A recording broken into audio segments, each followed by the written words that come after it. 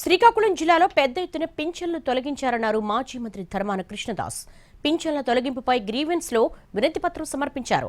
అడ్డగోలుగా పింఛన్లు తొలగించడం దారుణమని ఫైర్ అయ్యారు.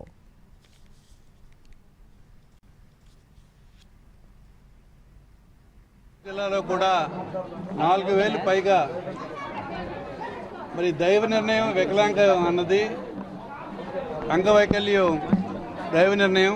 దానికి చాలా సానుభూతితో గౌరవ గత ముఖ్యమంత్రి మా నాయకుడు జగన్మోహన్ రెడ్డి గారి నాయకత్వంలో కన్సిడరేషన్ ఇచ్చి ప్రతి ఒక్కరికి కూడా ఆదుకోవాలన్నటువంటి ఒక మానవతా దృక్పథంతో ఇచ్చినటువంటి పెన్షన్లు ఈవేళ సరైనటువంటి దర్యాప్తు జరగకుండా అడ్డుగోలుగా అవి తొలగించినటువంటి వైనం.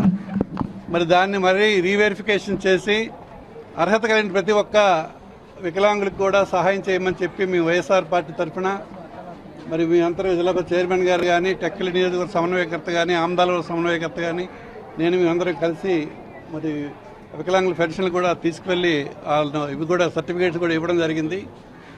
బాధ్యులైన అర్హత కలిగినటువంటి ప్రతి ఒక్క వికలాంగ సోదరునికి కూడా ప్రభుత్వం సహాయం చేయాలి, వారికి అవకాశం కల్పించాలని గౌరవ జిల్లా కలెక్టర్ గారికి కోరడం జరిగింది.